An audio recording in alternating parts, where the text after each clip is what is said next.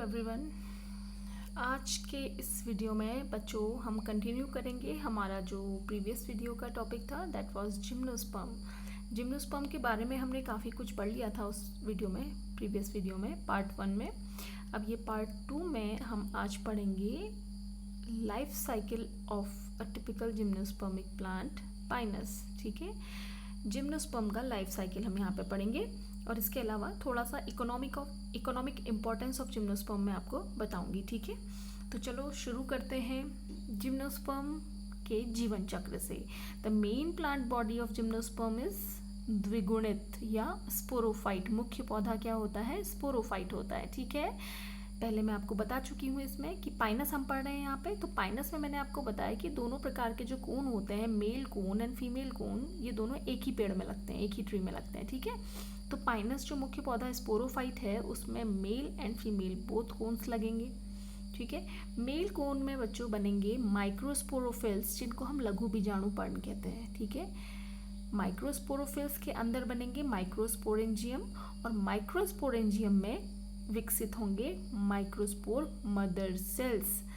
इन microspore mother cells या लघु बीजाणु मात्र कोशिकाओं में होगा अर्धसूत्री विभाजन, मियोसिस, और अर्धसूत्री विभाजन के पश्चात ये द्विगुणित हैं सब। ठीक है, ये लाइन खींची हुई है ना, लाइन के ऊपर वाली जितनी संरचनाएं हैं सब द्विगुणित हैं, स्पोरोफाइट जनरेशन रिप्रेजेंट कर रही हैं। और लाइन खींच दी मतलब अब यहाँ अर्धसूत्री विभाजन हुआ लघु बीजाणु मात्र कोशिकाओं यानी कि माइक्रोस्पोर मदर सेल्स में अर्धसूत्री विभाजन के पश्चात बनेंगे माइक्रोस्पोर्स या परागकण। ठीक है, ये परागकण मेल गैमीटोफाइट को रिप्रेजेंट करते हैं, जिसके अंदर अब मेल गैमीट का निर्माण होगा। ठीक है बच्चों, ये तो नर शंकु में हुआ ये सब कहानी। ठीक है, एक डायग्राम मैं आपको दिखाती हूँ इसका। ये एक नर शंकु का लॉन्गिट्यूडनल सेक्शन है बच्चों। ये माइक्रोस्पोरोफिल्स हैं, लघु बीजाणु पर्ण है। इसके अंदर माइक्रोस्पोरेंजियम है, जिसके अंदर माइक्रोस्पोर यानी कि परागकणों का निर्माण ये हो रहा है। ठीक है, ये मेल कोन का लॉन्गिट्यूडनल सेक्शन है। अब देखें फीमेल कोन जो है, फीमेल कोन में गुरु बीजाणु पर्ण यानी कि मेगास्पोरोफिल्स बनेंगे। मेगास्पोरोफिल्स के अंदर निर्माण होगा मेगास्पोरेंजियम का, मेगास्पोरेंजियम यानी कि ओव्यूल का निर्माण होगा। ठीक है, इसमें मेगास्पोर मदर सेल्स बनेंगी। ये सब द्विगुणित संरचनाएं हैं। मेगास्पोर मदर सेल के अंदर अर्धसूत्री विभाजन के द्वारा अब बनेगा ये ओव्यूल नहीं बन रहा, यहाँ पे मेगास्पोरेंजियम बनेगा। ठीक है, मेगास्पोरेंजियम यहाँ पे बनेगा। इसको मैं कट कर देती हूँ। मेगास्पोरेंजियम यहाँ पे बनेगा। मेगास्पोरेंजियम में आपके मेगास्पोर मदर सेल्स बनेंगी, द्विगुणित है ये। अब इनमें अर्धसूत्री विभाजन के पश्चात मेगास्पोर बनेंगे। 4 मेगास्पोर बनते हैं, जिनमें से कि एक डेवलप होता है। ठीक है, मेगास्पोर अगुणित है, गुरु बीजाणु जिन्हें हम कह रहे हैं। ठीक है, इसके साथ साथ यहाँ पे भ्रूणपोष का निर्माण भी हो जाता है बच्चों।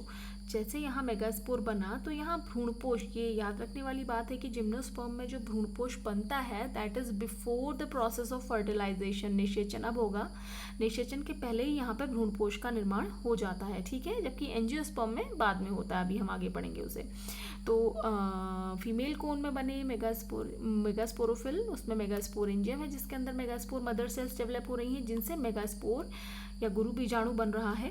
ठीक हो गया, और वहीं पे एग का निर्माण होता है फिर। ठीक है, एग बन गया, मेल गैमीट बन गया, इन दोनों का संलयन होगा। ये सब हैप्लॉइड अगुणित संरचनाएं हैं। ठीक है, और यहाँ जो भ्रूणपोष होता है वो भी अगुणित है। जिम्नोस्पर्म का जो भ्रूणपोष होता है वो भी एक अगुणित संरचना होती है, जबकि एंजियोस्पर्म में त्रिगुणित होती है। तो नर गैमीट और एग मिल करके निषेचन के पश्चात एक द्विगुणित संरचना यानी जाइगोट का निर्माण करेंगे। जाइगोट विकसित होगा भ्रूण में और फिर बीज बन जाएंगे। ठीक, और वो बीज जर्मिनेशन के पश्चात मुख्य पौधे को जन्म दे देंगे। ठीक है, तो ये एक सिंप्लीफाइड जीवन चक्र है किसका?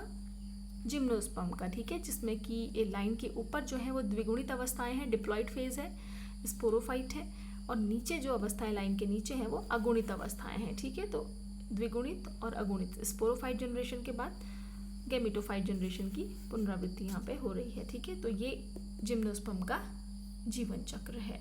फीमेल कोन का स्ट्रक्चर और उसमें मेगास्पोरोफिल्स के बारे में मैं आपको दिखा चुकी हूँ डायग्राम में। एक और डायग्राम में आपको दिखाऊंगी अभी यहाँ पे मेगास्पोरोफिल्स का, मेगास्पोरेंजियम का, और कैसे बीज उसमें लगे रहते हैं। ये देखिए बच्चों, ये जो है ये मेगास्पोरोफिल्स है, ठीक है। मेगास्पोरोफिल्स फीमेल कोन था, फीमेल कोन भी दिखाते हैं उनको। ये एक फीमेल कोन का ट्रांसफर सेक्शन, लॉन्गिट्यूडनल सेक्शन है, लॉन्गिट्यूडनल लंबवत काट। फीमेल कोन था उसको ऐसे काट दिया, अंदर से जो दिख रहा है वो है, ठीक है। तो ये फीमेल कोन का लॉन्गिट्यूडनल सेक्शन है। इसमें ये जो स्केल्स ओव्यूलिफेरस स्केल लिखा हुआ है ना, ये ओव्यूलिफेरस स्केल्स जो है ब्रैक्ट स्केल, ओव्यूलिफेरस स्केल, तो जो ओव्यूलिफेरस स्केल से लिखा हुआ है ये इसके मेगास्पोरोफिल हैं, गुरु बीजाणु पर्ण है, ठीक है। इनके अंदर गुरु बीजाणु धानियाँ बनती हैं जिसमें कि बनते हैं यहाँ पे आपके ओव्यूल्स बनेंगे, यहाँ पे ओव्यूल्स बनते हैं, ठीक है। अब एक सिंगल ओव्यूलिफेरस स्केल यानी कि मेगास्पोरोफिल का स्ट्रक्चर अब मैं आपको दिखा रही हूँ। ये एक सिंगल मेगास्पोरोफिल है, ठीक है। यहाँ पे बनेंगे ओव्यूल, ये देखो ओव्यूल बने हुए दिखाए हैं, ठीक है। ये ओव्यूल है, यहीं पे परागकण आएंगे, निषेचन होगा और उसके पश्चात यही जो ओव्यूल्स हैं ये फिर कन्वर्ट हो जाएंगे किसमें, सीड्स में, बीज में परिवर्तित हो जाते हैं ये, ठीक है। ये बीज बना दिए, ये मेगास्पोरोफिल, ये मेगास्पोरोफिल है, यहीं पे ओव्यूल्स का निर्माण होता है, ठीक है। निषेचन के पश्चात यही ओव्यूल बीज में परिवर्तित हो जाते हैं। तो देख रहे हो बीज यहाँ पर ढके नहीं है, कोई फल नहीं है इसके बाहर से, केवल क्या है ये स्केली ओव्यूलिफेरस स्केल है ना, फल नहीं है बाहर से, फल भित्ति नहीं है, इसीलिए इनको नग्न बीजी या अनावृत बीजी हम कहते हैं। तो बच्चों ये था हमारा जिम्नोस्पर्म का जीवन चक्र। अब इसके आगे मैं आपको बताती हूँ the economic importance of gymnosperm. आर्थिक महत्व की अगर बात करें बच्चों तो ये ऑर्नामेंटल यानी कि सजावटी प्लांट्स होते हैं। आपने देखा होगा थूजा एक प्लांट है, ठीक है, थूजा ऑक्सीडेंटालिस पूरा इसका नाम होता है, थूजा स्पीशीज ऑक्सीडेंटालिस, जिसको मोरपंखी आप कहते हैं, आपके घरों पे भी लगा होता है ना, तो ये ऑर्नामेंटल प्लांट है। साइकस अगर आपने देखा है तो साइकस भी ऑर्नामेंटल प्लांट है, ठीक है। ऑरोकेरिया जिसे हम क्रिसमस ट्री कहते हैं, ऑर्नामेंटल प्लांट्स है, सजावटी पौधे हैं, ठीक है। कई जो है नेटिव यहाँ के नहीं है, फिर भी इनको यहाँ इंडिया में कल्टिवेट किया जाता है गार्डन्स में, ठीक। नेक्स्ट है फूड आर्टिकल्स। फूड आर्टिकल्स कई सारे इनसे मिलते हैं। पाइन में, चीड़ में आपने देखा होगा, आप भी खाते होंगे, जो फीमेल कोन होता है उसके अंदर जो बीज बनते हैं ना, उनको आप लोग भी खाते होंगे। ऐसे ही पाइनस जियार्डियाना, पाइनस यानी कि चीड़ की एक स्पीशीज़ है पाइनस जियार्डियाना, उससे चिलगोजे मिलते हैं। चिलगोजे हाईली न्यूट्रिशियस होते हैं, एडिबल होते हैं, खाए जाते हैं, ठीक है। और साइकस सर्सिनेलिस एक प्लांट है, उससे सागो नाम का एक स्टार्च मिलता है हमें। वुड देखें तो देवदार अगर आपने सुना होगा द स्ट्रॉन्गेस्ट इंडियन टिम्बर है, देवदार सिट्रस से प्राप्त होता है ना, देवदार की लकड़ी जो होती है आपने सुना होगा, हमको दरवाजे खिड़की बनाने में काम आती है, फर्नीचर बनाने में काम आती है ना, तो स्ट्रॉन्गेस्ट इंडियन टिम्बर ये है, ठीक है। दीमक और जो फंगल अटैक है वो नहीं होता इस लकड़ी में, ठीक है। ऐसे ही चीड़ से भी हमको लकड़ी मिलती है, टिम्बर के लिए यूज़ किया जाता है उसका टिम्बर वुड। मेडिसिनल वैल्यू अगर देखें तो एफेड्रा एक जिम्नोस्पर्म है जिससे एफेड्रीन नाम का केमिकल निकलता है, एक ड्रग है जो कि यूज़ होती है for the treatment of asthma and other bronchial diseases, right. Texas Paqueta एक जिम्नोस्पर्म है, टैक्सस पकेटा, इससे एक दवा मिलती है टैक्सोल जिसे कहते हैं, जिसका यूज़ किया जा रहा है आजकल in the treatment of breast cancer, ठीक है। इसके अलावा कई सारे रेजिन्स एंड ऑयल्स निकाले जाते हैं जिम्नोस्पर्म से। अपने आसपास देखा होगा आपने चीड़ के पौधों में लीसा निकालने के लिए कई सारे डिवाइसेस लगी रहती है ना, लीसा जिसे आप कहते हैं, तो वो रेजिन होता है जिसका यूज़ किया जाता है पेंट और कई तरीके का तारपीन ऑयल बनाने में यूज़ किया जाता है, ठीक। एबिस बाल्सीमिया एक प्लांट है, जिम्नोस्पर्म है, जिससे कि कनाडा बाल्सम बनता है।